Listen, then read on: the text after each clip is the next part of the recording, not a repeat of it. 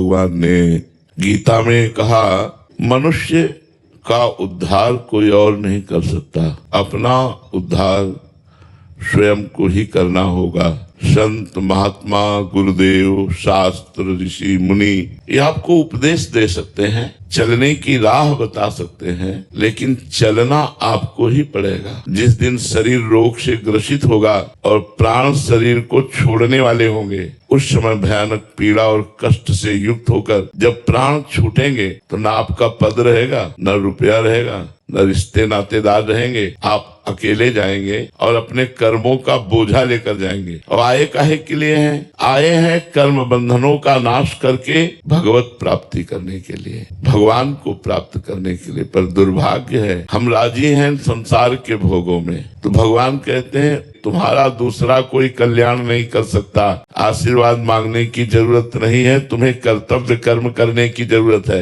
अगर आप अपने कर्मों को बिगाड़ लेंगे तो किसी का भी आशीर्वाद आपका मंगल नहीं कर सकता। पक्का नोट कर ले बात। जब रावण ने अपने कर्म बिगाड़ लिए, बड़ा विद्वान था, अद्भुत विद्वान था, अद्वितीय विद्वान और योद्धा था, परम पवित्र कुल पुलस्त में पुलस्त कुल का पौत्र है ये, उत्तम कुल पुलस्त करनाती। लेकिन आचरण बिगाड़ लिया, कर्म बिगाड़ लिया और भगवान शंकर का अनन्य भक्त, भगवान शंकर की उपासना करने वाला, देखो सब कुछ है, आचरण बिगड़ गया तो भगवान शंकर ने ही लंका जला दी हनुमान जी का रूप रख करके। हनुमान जी कौन है? 11वें रुद्र का अवतार है, भगवान शंकर का अवतार है, शंकर सुवन केशरी नंदन। अगर हम पढ़े लिखे हैं, भगवान ने हमें मनुष्य जीवन में बुद्धि दी है, हम दूसरे का अहित करेंगे और जो शास्त्र निषेध करता है कि ये नहीं करना चाहिए, कानून कानून है, कानून के खिलाफ अपराध है, तुम्हारी समझ में भले अपराध न हो लेकिन कानून के खिलाफ अपराध है। ये हमारे शास्त्र क्या है?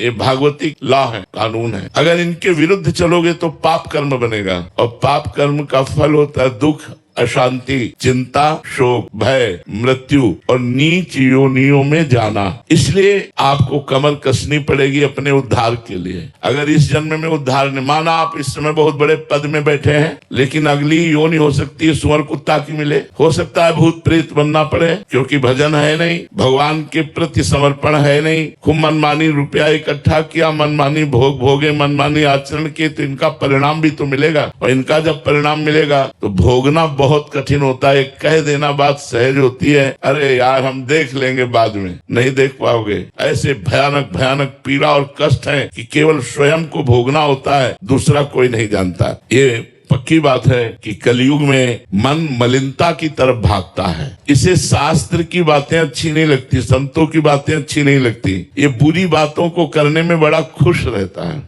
मन जो है बुरी बातों को, शराब पीना, मांस खाना, पराई स्त्री से व्यभिचार करना, घूस लेना, दूसरों को सताना, बहुत तरह से गंदी बातों में, अपराध में ये खुश रहना चाहता है। यद्यपि खुशी अपराध में नहीं है, खुशी तो सत्य मार्ग में चलकर दूसरों को सुख पहुंचाने में है। ऐसा क्यों है? क्योंकि हमारा मन मलिन हो गया है। अब इस मलिन मन को पवित्र करने के लिए कलयुग में दूसरा साधन नहीं है। जैसे आप यमुना जी को देख रहे हैं, कितनी श्रद्धा है आपकी यमुना जी पर। आप स्नान करोगे तो आपकी श्रद्धा के अनुसार फल मिलेगा। गंगा जी, यमुना जी जो पवित्र हमारे पापों का नाश करने वाली हैं, उनमें ऐसे सीवर नालियां बड़ी बड़ी डाल दी गई हैं। ये पवित्र तीर्थ हमारे आज कलयुग का ऐसा प्रभाव, यहाँ यहीं से बैठने को देखने में जूता चप्पल धोना, ऐसे ये वो सब बहता जा रहा है। मतलब वो बड़े बड़े नाले, लेकिन गंगा जी तो गंगा जी हैं, यमुना जी तो यमुना जी हैं, पर हमारी कलयुगी श्रद्धा इन पर नहीं बन पाएगी। गया उद्धार का क्षेत्र जो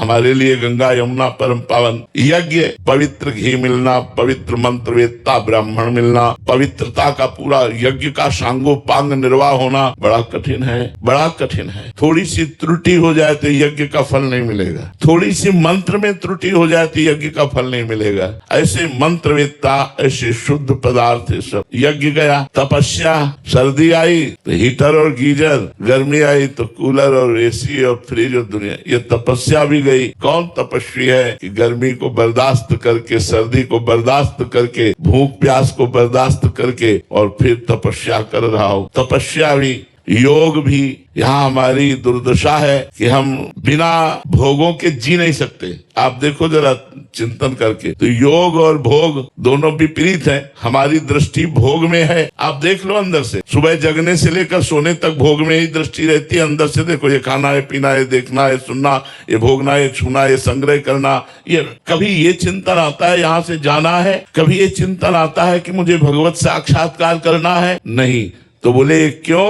क्योंकि कलयुग ने मन को मलिन कर रखा है। अब अंतर्मल के नाश का एकमात्र उपाय रह गया है नाम। सतयुग में ध्यान के द्वारा भगवत प्राप्ति होती थी। आंख मूंदो, देखो ध्यान में क्या दिखाई देता है? अंधेरा। ईमानदारी की बात देखो, बेईमानी से कहोगे कि हमको ये दिखाई देता है, हम नहीं मानेंगे। ईमानदारी से देखो, आंख मूंदो तो अंधेरा दिखाई देता है। मन एक सेकेंड भी रुकना नहीं चाहता, तो ध्यान कैसे लगाओगे? ध्यान के लिए तो बहुत बड़ी आवश्यकता है, यम, नियम, आसन, प्राणायाम, प्रत्याहार, तब ध्यान। सतयुग में ध्यान के द्वारा भगवत प्राप्ति होती थी। त्रेता में मखई यज्ञ के द्वारा भगवत प्राप्ति होती थी। द्वापर में भगवान की विविध पूजा के द्वारा होती। लेकिन कलयुग में केवल नाम जप से भगवत प्राप्ति होगी। कलयुग बहुत बड़ा मलिन युग है और बहुत बड़ा मंगलमय युग है। यदि इसमें सही आचरण करके और कुछ ही भजन कर लिया जाए तो ये भगवत प्राप्ति करा देता है। जो 10-10 हजार वर्ष तक तपस्या करने पर भी नहीं होती थी, कलयुग में वर्षों में हो जाए, पर मन लगे तब नाम जप। कलयुग में दूसरी गति नहीं है, दूसरी गति नहीं है, दूसरी गति नहीं है। भगवान व्यासदेव जी 3 बार कह रहे हैं, केवल एक भगवान का नाम मंगल में। अब जब थोड़ा नाम जप शुरू हुआ